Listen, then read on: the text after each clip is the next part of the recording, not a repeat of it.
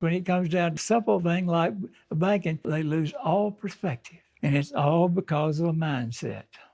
And that mindset predominates out there and has done so, like Paul Rosenberg puts out in Fish of the Last to Notice the Water. It's been going on for something like 5,000 to 6,000 years, and you cannot break that cycle easily. You got to learn how to secede from it and realize that you do not have to play their game at all. Attending one of your seminars or reviewing one of your seminars, reading your book, meeting with a coach, those are all elements of study. That's the parallel that I draw to that part of the example. Secondly, when you talk about finding a superior location, what comes to mind is there are many different insurance companies that provide participating dividend paying whole life policies. Point well made, yeah.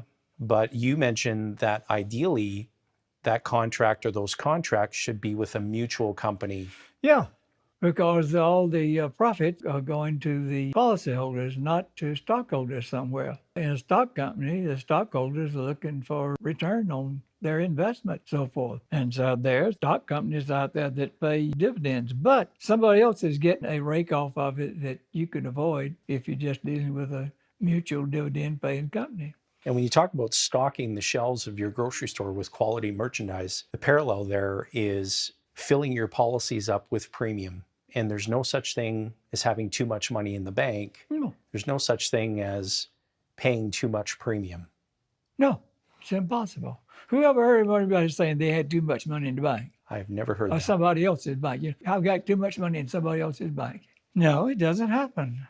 In addition to that, you say that you cannot run the business yourself. And so the parallel there is that the home office personnel who are the administrators of the policies that you own. And you mentioned that the policy owner's behavior is far more critical than the behavior of the insurance company, where the parallel is when you talk about the front door versus the back door. And so if you are behaving in such a way where you're taking that can of peas off the shelf and you're paying for it through the front door and you're paying retail, or in fact a little more than retail, then you are running your business profitably. You're increasing the capital. Right. That's what it really amounts to. See, the insurance company has a different set of interest, we'll say. Their set of interest they're going to charge you, but what you pay into the system, that's up to you. Well, let's say that the insurance company is charging 5% for a policy loan, but yet you're paying yourself back 8%. Well, if you run an amortization schedule for a loan that you made, say, $10,000 from a life insurance policy, and you're going to pay it back over, say, a 5-year period of time, then, well, if they're charging 5 and you're paying back 8, isn't it obvious that you're going to pay off the loan before you finish out the schedule? Well, isn't it also equally opposite, that apparent rather, that when you pay off the loan, you can't put any more money in that policy? Well, how do you solve that problem? Well, you open up a branch office. Consider, have you ever seen the Forbes list of 25 richest families in the USA? All right, who's number one? Walmart, the Walton family. Almost twice the size of the Koch family. Where's Rockefeller? 23. Well, how did the Walton family do what they did? Grocery business. So don't turn up your nose at those small profits that they're making. It's volume, not rates and whatever. It's such a brilliant example. And in addition to what we've shared, the can of peas being the inventory, well, when you're both the buyer and the seller of the same product. So in this case, as it relates to becoming your own banker, that product is money. And so the can of peas in parallel is the policy loan from the insurance company. Now, the insurance company calls for, if I relate it to the grocery store example, the insurance company calls for 3 cents. And if you decide to pay 62 cents rather than 60, you're adding more capital back into the system that can be lent to other captive customers. But that particular policy won't hold the money. Right. For the reason I cited above. And so that's the reason that at one time we owned 49 life insurance policies. And folks say, well, how do you keep up with all that? I said, well, Microsoft's got something real easy. It's called Excel. It's all on one page.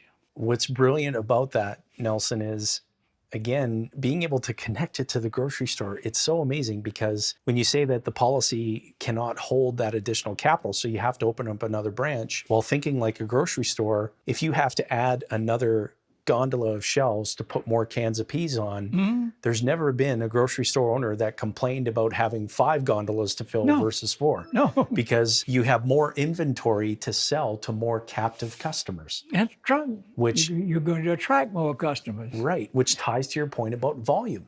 Yes.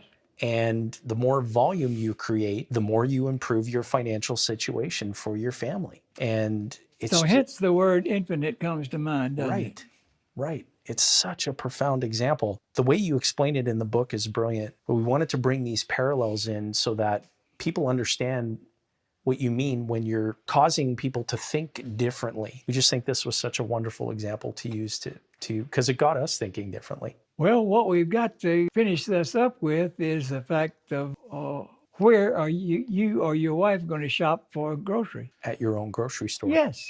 All right. So your wife comes to the grocery store, loads up her cart with groceries. Tell me, which door does she want to go out? Front door and pay for them, or back door and don't pay for them? Front door. Gut instinct, well, that would be the thing to do, to be honest. But what is the gut instinct of everybody in the business?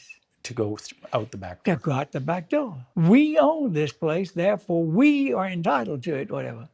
Remember the guy that I talked to that used to be a real estate partner, that he wanted to put up a 7-Eleven there? Well, why you want to be a 7-Eleven? Therefore I get free groceries. He didn't realize that he was stealing. That's the mindset that has to be overcome, see. What is man's temptation in the first place? It's theft. My word, the children of Israel are getting out of Egypt. They're after 430 years of slavery. And Moses gives them the 10 Commandments. Well, what is one of them? Don't steal. Right. Stealing won't work. When you talk about turning the inventory and creating volume, you mentioned in the book that it reminds you of a phenomenon in physics, Yeah, where you take a pail of water to seaside yeah, at sea level yeah, and you heat it up to 210 degrees Fahrenheit, and all you have is really hot water. yeah. If you heat it up to 212 degrees Fahrenheit, you have live steam. With unbelievable power. Steam engine changed the world. Wow. Same thing happens. Once you get the critical mass there, wow.